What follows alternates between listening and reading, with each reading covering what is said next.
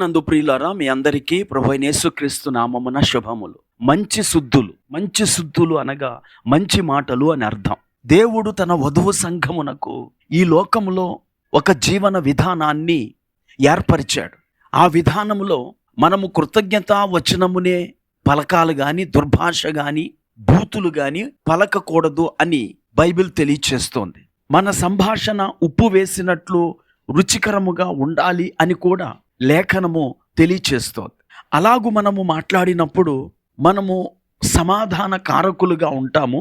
అలా సమాధాన పరుచువారు దేవుని కుమారులై ఉంటారు. మార్క్ అనే ఒక సేవకుడు తన సంఘంలో పేతురు, పౌలు అనే ఇద్దరు విశ్వాసులు ఒకరితోనొకరు మాట్లాడుకోకుండా ఎడమొహం పెడమొహంగా ఉండటాన్ని గమనించాడు.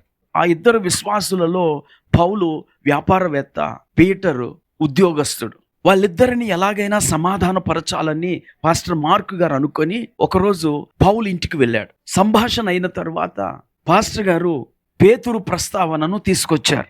అప్పుడు పౌలు వెంటనే అబ్బో, ఆ పేతురండి చాలా కోపిస్టండి అని చెప్పాడు. అప్పుడు పాస్టర్ గారు అవును గాని అతడు తన కుటుంబాన్ని చాలా బాగా చూసుకుంటాడు కదండి అన్నాడు. అవుననుకోండి అన్నాడు పౌలు. మరుసటి రోజు మార్క్ గారు పేతురింటికి వెళ్ళారు. సంభాషణలు అయిన తర్వాత తిరిగి వస్తూ పౌలు ప్రస్తావనను పేతురు దగ్గర తీసుకొచ్చారు పాస్టర్ గారు. అబ్బో, ఆయనండి పరమ పిసినారండి అని బదులిచ్చాడు పేతురు. లోకానికి అలా కనబడతాడు గానండి, మన సంఘానికి ఏ అవసరం వచ్చినా ఆయనే ఖర్చు పెడతాడండి. అది కాకపోయినా మొన్న ఆయన మీ గురించి మంచి మాట చెప్పాడు, మీరు మీ కుటుంబాన్ని బాగా చూసుకుంటారన్నారండి అన్నాడు. అవుననుకోండి, ఆయన వ్యాపారస్తుడు గనక బోల్డ్ ఆదాయం వస్తుంది కనుక సంఘానికి ₹1 ఖర్చు పెడుతూ ఉంటాడు. అయినా అతడు నా గురించి అలా అన్నాడండి అన్నాడు పేతురు. అవును బ్రదరు అని చెప్పి అక్కడి నుంచి వచ్చేశాడు పాస్టర్ మార్క్.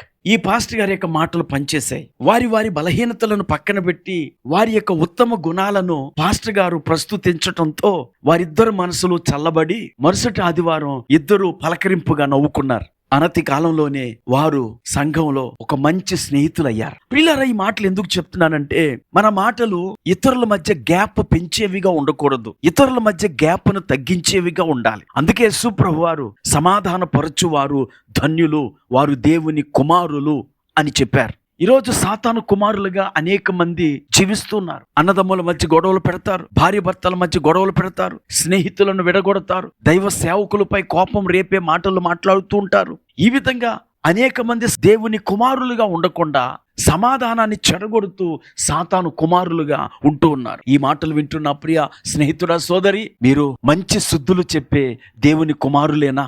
యేసు ప్రభువు వారు ప్రతి ఉదయం దేవాలయంలో మాట్లాడుతుంటే ఆయనను గురించి ప్రజలు ఏమనుకున్నారంటే ఈ మనుష్యుడు మాట్లాడినట్లు ఎవరు మాట్లాడలేదు, అలాగే ఆయన మాట్లాడే దయగల మాటలకు పెందలకడ వచ్చేవారు అని లూకా రాశాడు. కనుక ఈ మాటలు మనల్ని ప్రోత్సహిస్తున్నాయి. మనము కూడా మంచి మాటల చేత ఇతరులను సమాధానపరచుదాం, దేవుని కుమారులుగా పిలువబడదాం. ప్రార్థన చేసుకుందాం. కృపా కనికరము కలిగిన మా తండ్రి, నీకు వందనాలు. ఈరోజు అనేక మంది సాతాను కుమారులుగా జీవిస్తూ ఉన్నారు. మేమైతే మంచి శుద్ధులు చెప్పే నీ కుమారులుగా జీవిస్తూ సమాధాన కారకులుగా ఉండే కృపను అనుగ్రహించమని యేసుక్రీస్తు నామమున ప్రార్థించి వేడుకుంటున్నాము.